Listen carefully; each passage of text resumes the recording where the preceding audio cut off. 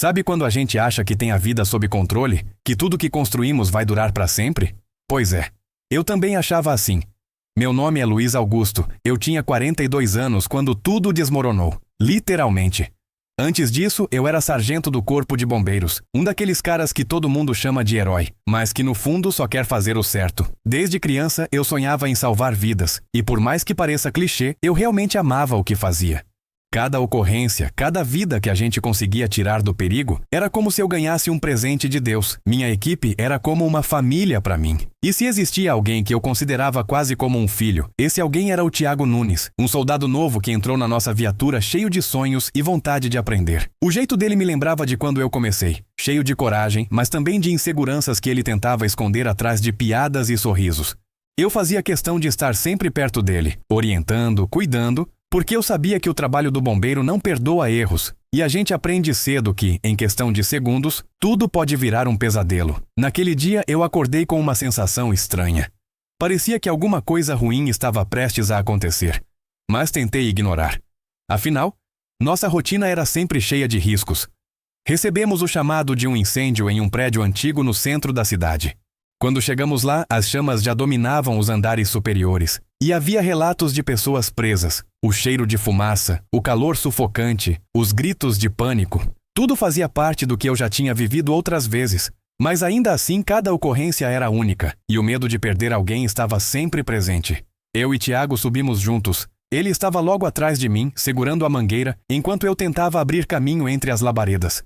A adrenalina corria no meu corpo como um rio desgovernado. A gente conseguiu resgatar uma senhora que estava desmaiada no corredor do terceiro andar. Colocamos ela em segurança na escada e voltamos, porque havia a possibilidade de mais vítimas no andar de cima. Só que, no momento em que passamos pela porta do quarto, eu ouvi um estalo alto, como se o prédio gritasse que não aguentaria mais. Foi um segundo, talvez menos. Quando olhei para trás, vi a parede lateral rachar e um pedaço enorme desabar bem em cima do Thiago. Naquele instante, o tempo parou para mim. Eu gritei o nome dele tão alto que minha garganta ardia mais do que a fumaça que eu respirava. Corri em direção aos escombros, tentando puxá-los, mas o fogo aumentava a cada segundo. As chamas lambiam o que restava das madeiras, e o calor era tão insuportável que senti minha pele queimar só de chegar perto. Mas eu não conseguia ir embora. Como eu poderia deixar alguém que era quase um filho para mim? A equipe do lado de fora gritava no rádio, dizendo que o prédio podia desabar completamente, que era para eu sair dali. Mas eu fiquei até o último instante que consegui suportar. Quando voltei para fora, caí de joelhos na calçada. O ar parecia não entrar nos meus pulmões. Fiquei olhando para o prédio enquanto ele ardia como um inferno. E tudo o que eu conseguia pensar era: eu falhei. A senhora que salvamos foi levada rapidamente para a ambulância. Houve aplausos, gente agradecida. Mas eu só conseguia ouvir o som do meu próprio coração batendo no peito como um tambor descompassado. Naquela noite, depois que as chamas se apagaram, encontramos o corpo do Thiago carbonizado, ainda preso sob os escombros. Eu lembro de ter segurado o capacete dele com as mãos tremendo tanto que mal consegui ficar de pé. Aquela imagem nunca mais saiu da minha cabeça. O cheiro de fumaça, o barulho das sirenes ecoando no fundo e o silêncio absoluto que pairava sobre mim quando vi que ele estava morto. No dia seguinte começaram as ligações, entrevistas, relatórios. Tentei explicar que fiz tudo o que pude, mas dentro de mim havia uma voz me dizendo: você falhou. Talvez fosse a minha culpa me consumindo, ou talvez fosse algo ainda pior que eu não estava preparado para enfrentar. Mas eu não fazia ideia de que o pior momento ainda estava por vir. Eu achei que nada poderia ser mais difícil do que ter visto o Thiago morrer. Mas o dia do funeral dele foi como levar uma facada no peito, e depois ter a lâmina girada, só para ter certeza de que eu nunca mais seria o mesmo. Quando cheguei ao velório, o cheiro de flores misturado com o odor pesado de velas queimando me embrulhou o estômago. O caixão estava fechado e as pessoas se aproximavam em silêncio, muitas delas chorando baixinho. Eu fiquei parado, meio sem saber onde colocar as mãos. Todo mundo me olhava, alguns com tristeza, outros com algo que eu não conseguia identificar de cara. Até que a mãe do Thiago veio em minha direção. Eu a conhecia bem. Ele sempre falava dela com tanto carinho, dizia que era a mulher mais forte que conhecia. Quando vi as lágrimas escorrendo no rosto dela, meu instinto foi abraçá-la, mas ela recuou. E naquele momento, eu soube que algo estava muito errado. Ela me olhou nos olhos com uma fúria que eu nunca vou esquecer e disse em voz alta o suficiente para que todo o salão ouvisse: Você deveria ter salvo meu filho. Você deixou ele morrer. Foi como se o chão tivesse sumido debaixo dos meus pés. O salão ficou em silêncio. Senti todos os olhares virados para mim. Cada palavra dela ecoava na minha cabeça como um trovão. Você era o chefe dele. Você prometeu protegê-lo. Ela gritava, e eu via pessoas balançando a cabeça, algumas murmurando palavras que eu não conseguia distinguir. Aquelas acusações entraram na minha mente como pregos em uma madeira podre. Eu tentava balbuciar que fiz tudo o que pude, mas minha voz não saía. Meus colegas tentaram me defender, mas nada que dissessem conseguia silenciar a dor que eu sentia ali, diante de todos. Nunca imaginei que em um funeral, um momento que deveria ser de luto e união, eu seria humilhado daquele jeito. Foi o dia mais sombrio da minha vida. Naquela noite, deitei na minha cama e fechei os olhos, mas em vez de dormir, revivia cada detalhe do incêndio. O grito do Tiago, o barulho do desabamento, o calor insuportável e principalmente a voz da mãe dele me acusando de assassino. Comecei a acreditar que eu realmente poderia ter feito mais. Será que eu fui covarde? Será que, se eu tivesse ignorado o risco, conseguiria salvá-lo? No trabalho, a situação ficou insustentável. Eu não conseguia mais entrar na viatura sem sentir o cheiro da fumaça ou ouvir o estalo das paredes desabando na minha mente. Comecei a ter crises de pânico, ficava sem ar, sentia que ia morrer a qualquer momento. Os psicólogos da corporação tentaram me ajudar, mas eu me fechava, dizia que estava tudo bem, que era só uma fase. Mas por dentro eu estava destruído. Foi aí que comecei a procurar alívio no álcool. No início era só uma dose para tentar dormir sem pesadelos. Depois virou 2, 3, até eu perceber que só conseguia levantar da cama se bebesse algo forte. Eu ainda tentava manter as aparências, chegava fardado no quartel, mas meu cheiro denunciava que eu não estava sóbrio. A cada dia eu me sentia mais fraco, mais indigno de vestir aquela farda que um dia me enchia de orgulho. Meus superiores me afastaram por tempo indeterminado, dizendo que eu precisava me cuidar. Eu sabia que eles estavam certos, mas, naquele estado, eu só conseguia pensar que estavam me punindo por ter falhado. A cada gole eu me afundava mais, e minha mente repetia as palavras da mãe do Tiago como um mantra. Você deveria ter salvo meu filho. Em poucas semanas, minhas economias começaram a desaparecer. Fui vendendo coisas para sustentar meu vício. Primeiro objetos pequenos, depois minha moto, depois minha TV. As contas começaram a atrasar, e o aluguel virou um peso que eu já não conseguia carregar. Eu evitava meus amigos, desligava o celular, não atendia ninguém. A vergonha era maior do que qualquer desejo de ajuda. Sabe aquela sensação de que você está caindo em um poço sem fundo? Era assim que eu me sentia. Cada dia que amanhecia era mais escuro do que o anterior. Às vezes eu sentava na calçada em frente ao prédio onde morava, segurando uma garrafa embrulhada em papel, e ficava olhando as pessoas passarem. Eu imaginava o que elas pensavam ao ver um bombeiro fardado, mas completamente perdido. Será que sentiam pena, medo, nojo? E você que está ouvindo minha história, já teve a sensação de que sua vida estava desmoronando, mas não conseguia pedir ajuda? Se sim, me conta nos comentários. E também diz de qual cidade você está assistindo. Quero saber até onde minha história está chegando. Mas eu não sabia que o pior ainda estava por vir. Porque quando a gente acha que já perdeu tudo, a vida encontra um jeito de nos mostrar que ainda há mais para sofrer. Depois de ser afastado do trabalho, minha rotina se resumiu a garrafas e silêncios. As pessoas que eu chamava de amigos começaram a sumir, uma a uma, como se eu tivesse alguma doença contagiosa. Minha família, que sempre foi pequena, também não sabia como lidar comigo. Meus pais já eram idosos e não tinham forças para me ajudar. E eu fazia questão de esconder deles como minha vida tinha virado pó. Preferia que eles pensassem que eu estava ocupado, trabalhando, do que soubessem que eu passava o dia inteiro afundado na bebida. As contas atrasadas viraram dívidas impagáveis.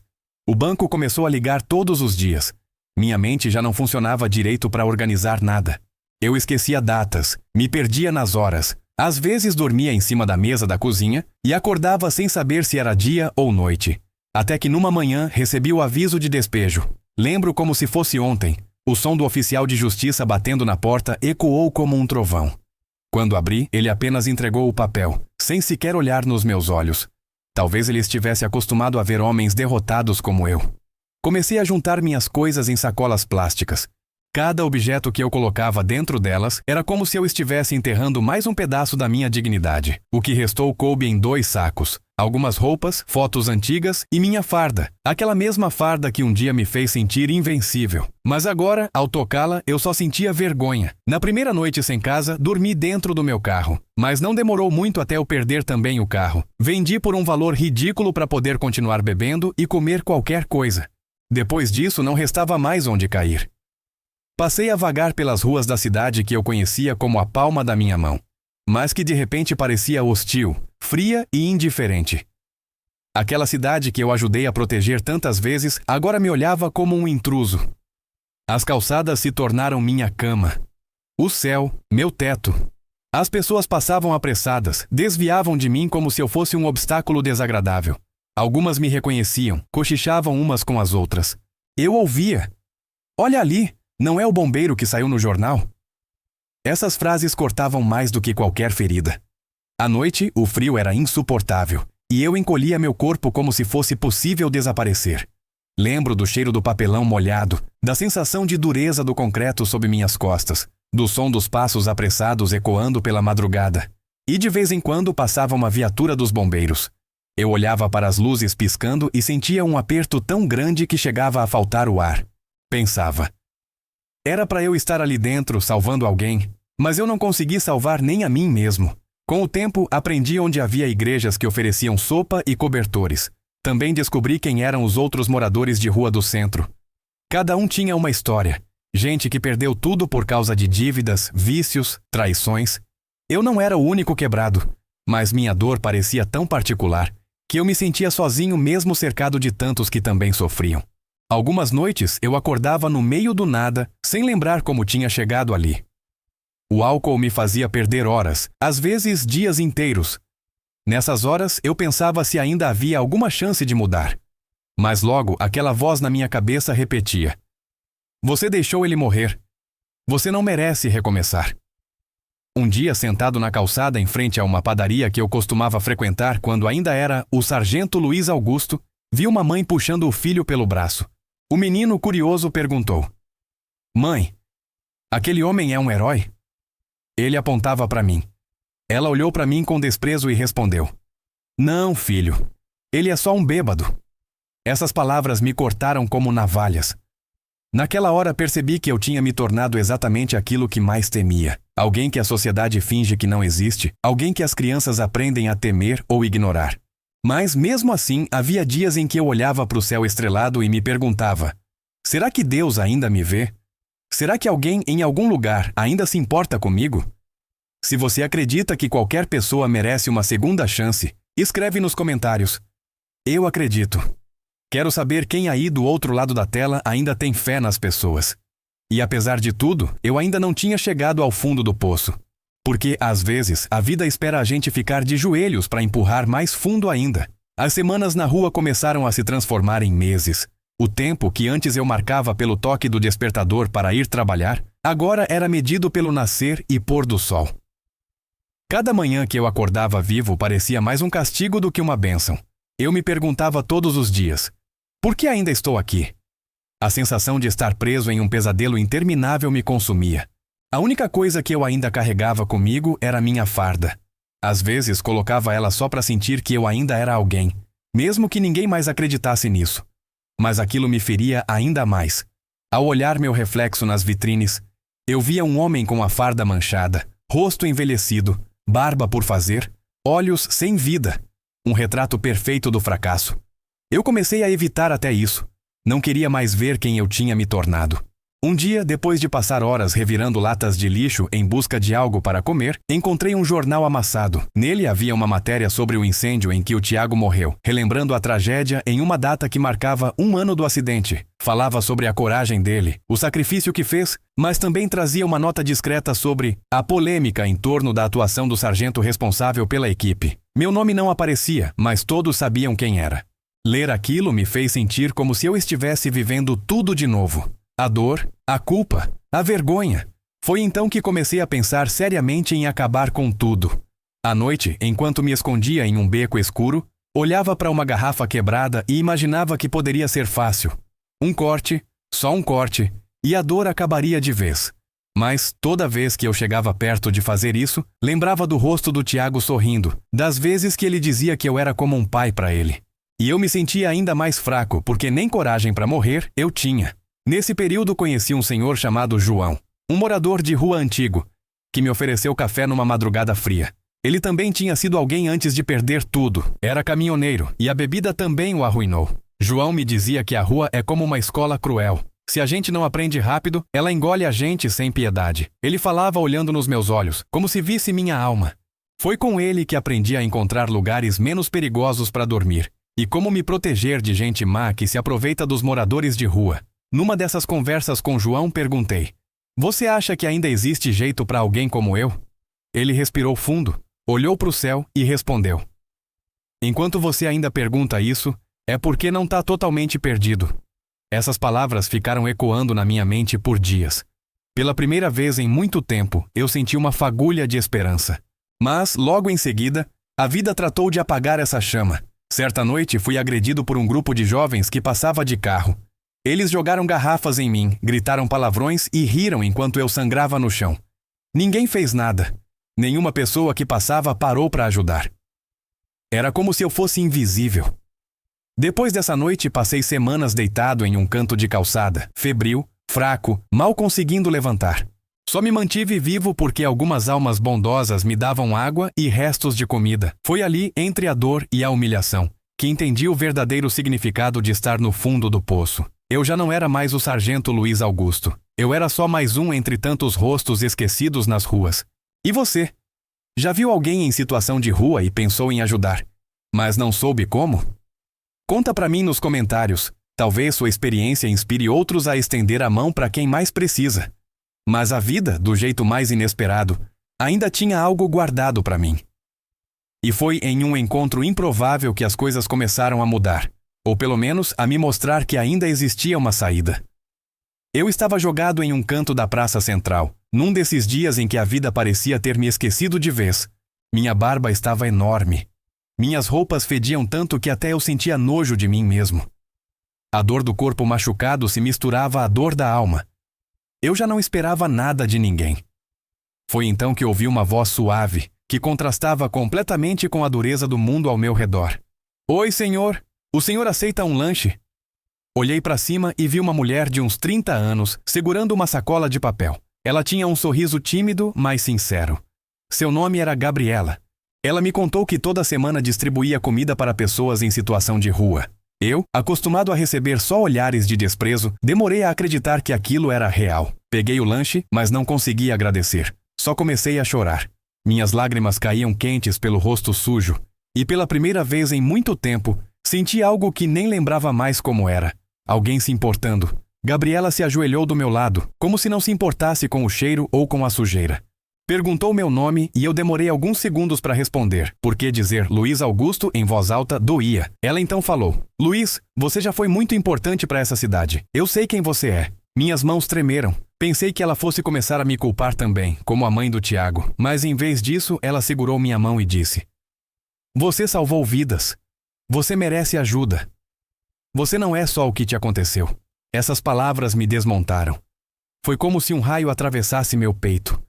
Passei tanto tempo me sentindo um monstro, que ouvir alguém me lembrar que eu também já fiz o bem parecia impossível. Ela me contou que participava de um grupo de apoio a moradores de rua, e que, se eu quisesse, poderia tentar me internar numa clínica de reabilitação. Na hora eu quis recusar, dizer que não adiantava, que eu era um caso perdido, mas havia algo nos olhos dela que me fez querer tentar.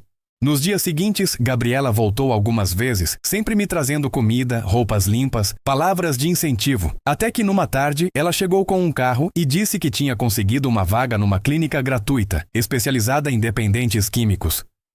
Eu tremia só de pensar em deixar as ruas. Aquele mundo de calçadas e papelões, por mais cruel que fosse, tinha se tornado meu único lar.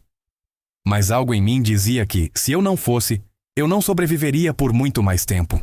No caminho até a clínica, fui olhando pela janela do carro como quem vê uma cidade pela primeira vez. Cada rua, cada prédio, me lembrava de um resgate, de um chamado, de uma vida salva, mas também me lembrava do incêndio, da culpa, da vergonha. Quando chegamos, quase desisti.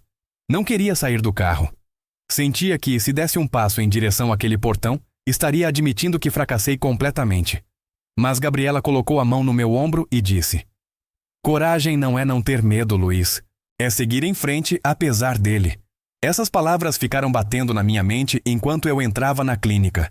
Lá dentro, o cheiro de desinfetante me fez lembrar do hospital onde fui atendido tantas vezes por intoxicação em incêndios.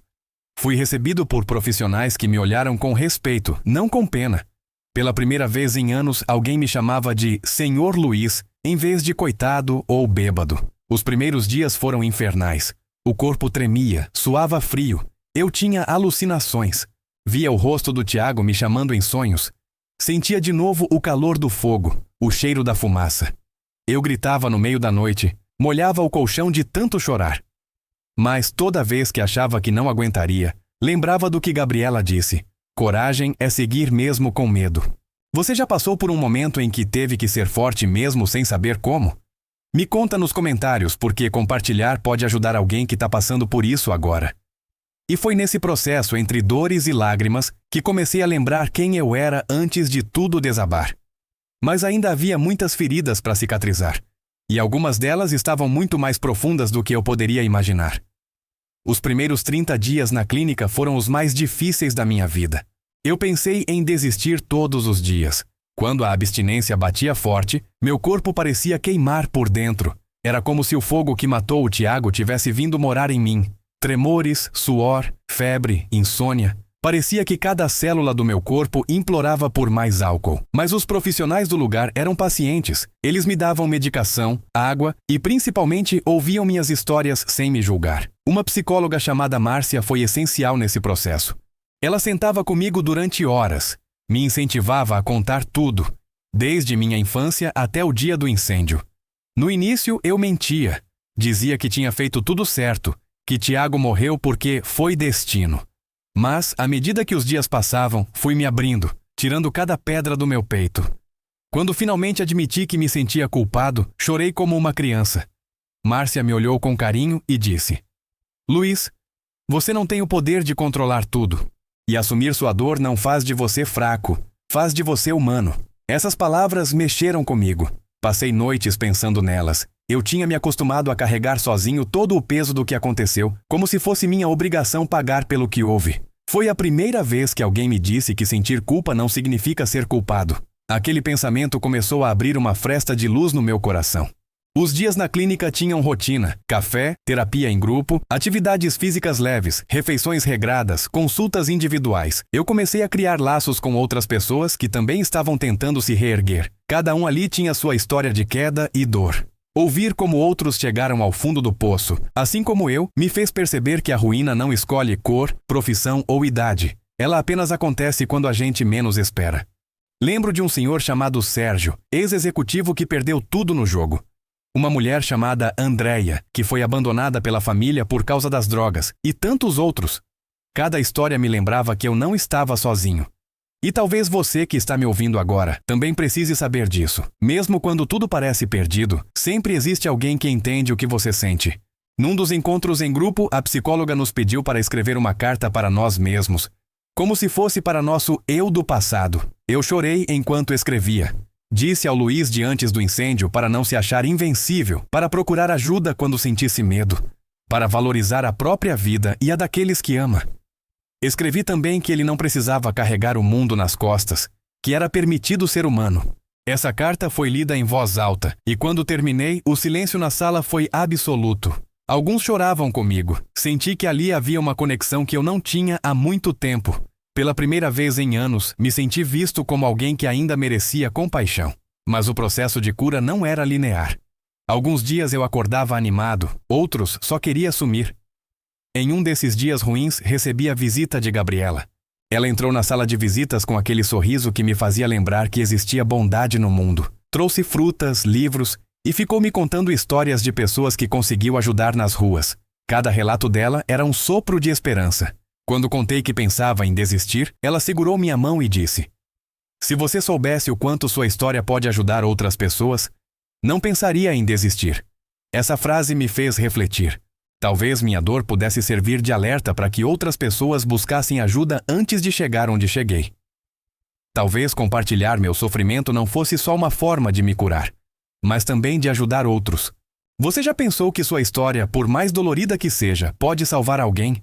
Compartilha comigo nos comentários, porque às vezes falar pode ser o primeiro passo para curar. Foi nesse momento que decidi que, se conseguisse sair dali, queria encontrar um jeito de contar minha história, não para que sentissem pena de mim, mas para que entendessem que, mesmo quando a gente erra ou cai, sempre existe uma chance de se levantar. Com o passar dos meses, fui ganhando força. As crises de abstinência foram ficando menos frequentes, minha mente começou a clarear. Eu conseguia dormir sem ter pesadelos todas as noites com o incêndio, e quando acordava sentia que, pela primeira vez em muito tempo, ainda queria estar vivo. Na clínica, além das terapias, participei de cursos de artesanato e jardinagem. Coisas simples, mas que me faziam sentir útil outra vez. Cada planta que eu ajudava a cultivar era como um pequeno símbolo de que a vida podia florescer de novo, mesmo no solo mais devastado. Márcia, minha psicóloga, me incentivava a escrever sobre meus sentimentos. Comecei a colocar no papel tudo o que vivi, desde meu orgulho como bombeiro até o desespero de ter perdido tudo. Foi escrevendo que percebi quantos detalhes eu nunca tinha processado de verdade, como o cheiro do couro do meu capacete, o som abafado do rádio comunicador no meio do fogo, o peso do olhar de cada pessoa que acreditava que eu era um herói. E depois, o silêncio mortal do funeral, a acusação cruel, a solidão que me jogou no abismo. Em uma das sessões, Márcia sugeriu que eu gravasse um vídeo contando minha história, para ver se isso me ajudava a enfrentar meus fantasmas. Fiquei dias pensando se teria coragem, mas em uma tarde pedi a Gabriela para me ajudar. Ela levou o celular e, com a câmera tremendo de emoção, gravou meu depoimento. Foi a primeira vez que contei tudo, sem filtro, do começo ao fim. Falei dos meus erros, dos meus medos, da culpa, da vergonha e principalmente de como é possível recomeçar. Depois que o vídeo foi editado, Gabriela publicou em um canal de histórias de superação. Eu tremia só de imaginar que as pessoas veriam minha fraqueza escancarada. Mas a reação foi totalmente diferente do que eu temia. Centenas de comentários de apoio, gente dizendo que eu era corajoso por admitir minha dor, pessoas que escreveram que haviam decidido buscar ajuda depois de ouvir meu relato. Foi aí que percebi, compartilhar minha vergonha tinha virado um gesto de esperança. Se você tá vendo esse vídeo e sente que a sua vida tá fora de controle, por favor, não espera chegar no fundo do poço como eu. Procure ajuda. Fala com alguém de confiança. Liga para um serviço de apoio. Escreve aqui nos comentários, se não tiver ninguém por perto. Não guarda sozinho o que está te matando por dentro. Durante o tratamento, também comecei a me corresponder com meu antigo comandante do Corpo de Bombeiros. Ele me escreveu cartas emocionadas, dizendo que eu sempre fui um exemplo de dedicação, que muitos colegas se inspiravam em mim e que nunca me consideraram culpado pelo que aconteceu. Ler aquilo fez meus olhos transbordarem de lágrimas. Era como se uma parte de mim que ficou presa naquele incêndio finalmente começasse a ser libertada. Com a ajuda de Márcia e Gabriela, fiz as pazes comigo mesmo. Ainda havia muita dor, é claro, mas agora eu sabia que não precisava mais enfrentar tudo sozinho. Eu me permitia sorrir de vez em quando e até sonhar com um futuro, algo que meses antes parecia impossível. Sonhava em voltar a trabalhar, de alguma forma, ajudando outras pessoas que estivessem perdidas como eu estive. No último dia na clínica, antes de receber alta, fiz questão de vestir minha farda, aquela mesma que carreguei comigo por todos aqueles meses nas ruas. Mas, dessa vez, não a vesti como símbolo de vergonha, e sim como lembrança do homem que fui e de quem eu ainda poderia ser. Quando saí pelo portão, senti o sol no rosto como se fosse a primeira vez que eu enxergava a luz de verdade. Gabriela estava lá me esperando, sorrindo, e me abraçou como quem reencontra um velho amigo. Foi nesse abraço que percebi. Eu tinha sobrevivido. E você, que chegou até aqui na minha história, escreve nos comentários qual foi o momento mais difícil que você já viveu e como conseguiu superar. Sua história pode ser o que alguém precisa para encontrar forças hoje. Mas eu ainda precisava enfrentar um último desafio, reencontrar a família do Tiago. Porque eu sabia que só haveria verdadeira cura quando eu conseguisse olhar nos olhos deles de novo. Receber alta da clínica foi como renascer. Mas eu sabia que não poderia fugir para sempre do maior fantasma da minha vida, a família do Tiago. Desde o dia do funeral, aquelas palavras ecoavam na minha mente como um eco eterno. Eu sentia que, se não voltasse até eles, jamais encontraria paz. Então, tomei coragem e, com a ajuda da Gabriela, consegui descobrir onde morava a mãe dele. O caminho até a casa dela foi o trajeto mais longo que já fiz. Minhas mãos suavam, minhas pernas tremiam e o coração batia tão forte que parecia querer pular pela boca. Quando parei em frente ao portão, pensei em voltar, mas respirei fundo, toquei a campainha e esperei. O portão se abriu devagar e lá estava ela, mais envelhecida, cabelos ainda mais brancos, mas o mesmo olhar marcante. Por um segundo, achei que ela fosse me mandar embora, mas ela ficou em silêncio, me observando. Dona Helena! Minha voz falhou. Eu sei que sou a última pessoa que a senhora quer ver, mas precisava vir aqui. Precisava pedir perdão. As lágrimas começaram a escorrer antes mesmo que eu terminasse a frase. E para minha surpresa, ela não me expulsou. Em vez disso, respirou fundo e abriu o portão completamente. Sentei com ela na sala, o ambiente carregado de memórias do Tiago. Fotos dele na formatura, medalhas, lembranças de infância. Cada imagem era uma punhalada no peito. Contei a ela tudo o que havia acontecido comigo desde o dia do incêndio, a dor, a culpa, as ruas, a clínica. Falei também sobre o quanto o Tiago significava para mim. No meio do meu relato, Dona Helena começou a chorar. E entre soluços, confessou. Luiz, eu falei tudo aquilo no funeral porque precisava colocar a dor em alguém. Eu perdi meu único filho, e você era a única pessoa que estava lá. Eu não sabia lidar com a dor. Essas palavras foram como um bálsamo. Pela primeira vez, entendi que a raiva dela não tinha sido só culpa minha, mas também resultado do desespero de uma mãe. Nós choramos juntos. Pedi perdão mais uma vez por não ter conseguido salvá-lo. E ela, com voz trêmula, respondeu: Eu sei que você tentou, Luiz. E eu perdoo você. Naquele abraço que demos em seguida, senti um peso gigante se desprender das minhas costas. Era como se eu finalmente pudesse começar a viver outra vez. Nos meses seguintes, comecei a frequentar reuniões de apoio para ex-dependentes. Também fui convidado para palestrar em escolas, falando sobre prevenção ao uso de drogas e álcool. Usei minha farda como símbolo de superação. Mostrei aos jovens que heróis também caem, mas que é possível se levantar. Cada história que eu contava, cada jovem que me ouvia, era como se eu devolvesse um pedaço de mim ao mundo. Recebi convites para participar de reportagens sobre superação. E através dos vídeos que comecei a gravar contando minha trajetória, recebi mensagens de pessoas de várias cidades dizendo que decidiram buscar ajuda depois de ouvir minha história. Ler essas mensagens me dava força. Então, se você chegou até aqui, me conta de qual cidade você está assistindo. Quero saber até onde minha história chegou. Hoje ainda carrego cicatrizes, ainda acordo às vezes com o som do desabamento ecoando nos meus sonhos, mas não fujo mais da minha dor. Entendi que viver é carregar marcas e que elas não nos definem como fracassados, mas como sobreviventes. E quero que você, que acompanhou tudo até aqui, leve isso para sua vida. A culpa pode até nos derrubar, mas não precisa nos manter no chão. Se você conhece alguém que esteja passando por problemas com vícios ou vivendo em depressão, não ignore. Estenda a mão, pergunte se a pessoa precisa de ajuda. Às vezes é só disso que ela precisa para não desistir. E se essa história tocou você de alguma forma, curta o vídeo. Compartilhe com quem precisa ouvir. E se inscreva no canal para acompanhar mais relatos reais de superação como o meu. Juntos, podemos espalhar esperança para quem acha que tudo está perdido. Porque, no fim, o maior ato de heroísmo que existe não é salvar outras vidas, é ter coragem de salvar a própria.